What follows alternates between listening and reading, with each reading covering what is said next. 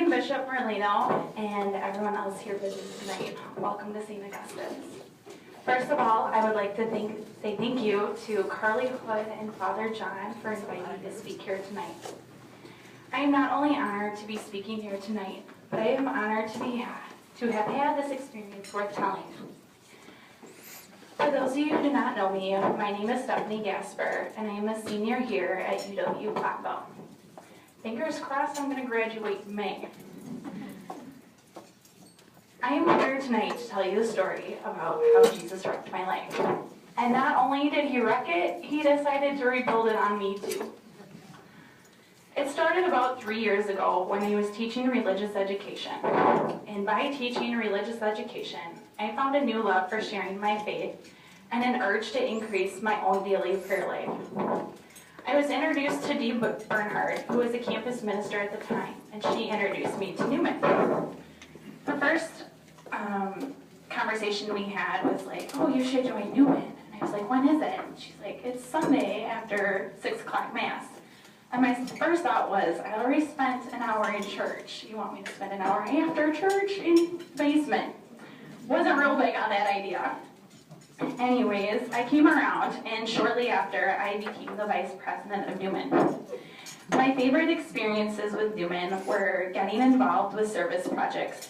We spent a weekend in Milwaukee working at the local homeless shelters, and we spent a week in Mississippi doing housing projects and working with underprivileged children in Lexington. We also came and played bingo at the local nursing home here in town.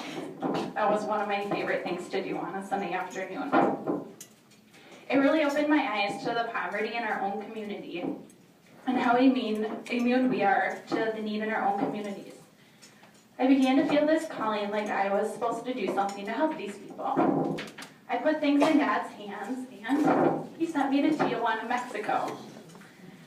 The beauty of putting things in God's hands is that all the details are taken care of. He provided me with the right organization for my mission trip. My friends at Newman helped me with a pancake breakfast, which was more successful and more organized than I ever could have done by myself. And that's how you know you're in sync with God's plans. Everything turns out more blessed than you ever could have imagined.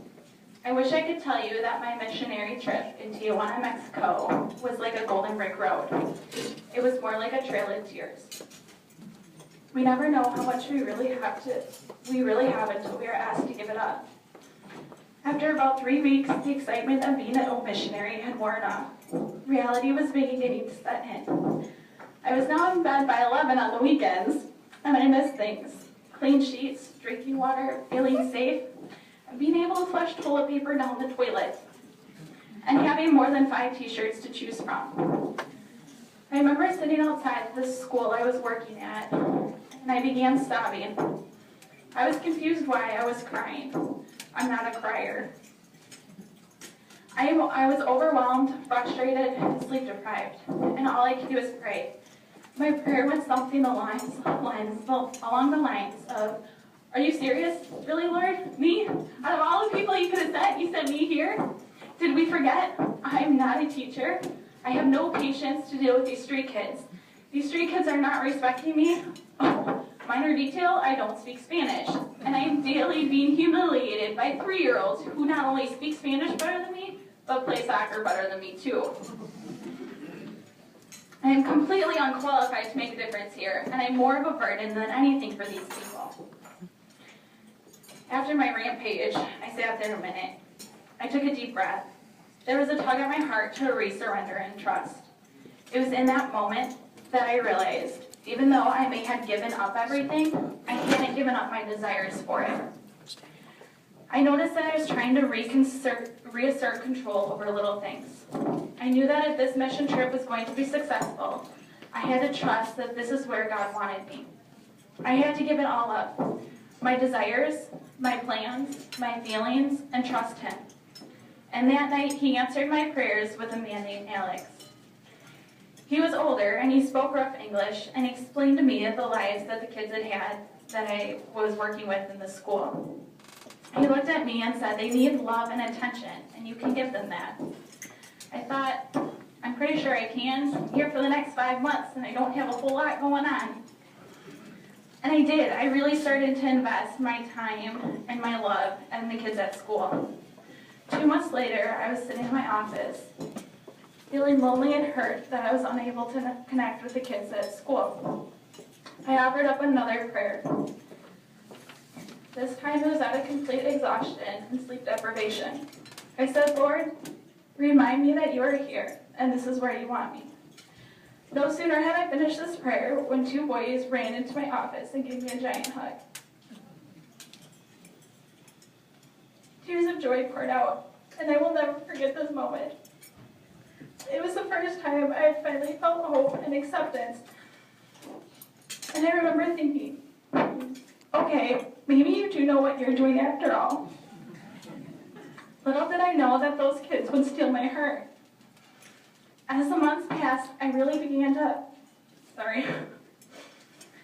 As the months passed, I began to understand what it really meant to surrender and give up my desires and accept my circumstances.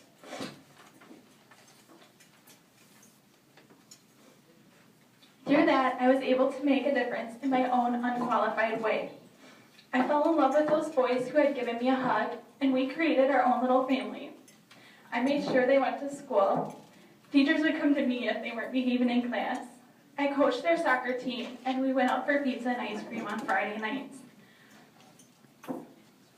It was through my kids that I received a sense of peace and happiness and belonging that I had never known before. It was not until I returned to the States that I realized how much I had fallen in love with my life there and how much I had changed.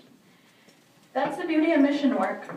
We allow ourselves to be changed by others, and if we are blessed enough, we are able to help them. I found myself surrounded by everything I had once longed for: groceries, friends, safety, clean sheets, drinking water, plumbing. Yet again, I felt more lonely and overwhelmed at all my belongings. To this day, I still feel the same way. I suffer from post-missionary trauma. It's self-diagnosed, but it's a real thing because several of my other missionary friends are going for it. If you ate dinner, passed me on the street, or even one of my best friends, you probably never knew this about me. It's written on my heart, not my face. Newman has given me the opportunities to go to daily mass and adoration, and my life is now a constant prayer. Having the Newman community has been a blessing as I work through this transition. Newman has not only supported me through this mission experience, but also throughout my 4 years of college. I am extremely grateful for the students in Newman, as well as everyone who financially supports this wonderful community. My life as a missionary has not ended. It's merely changed.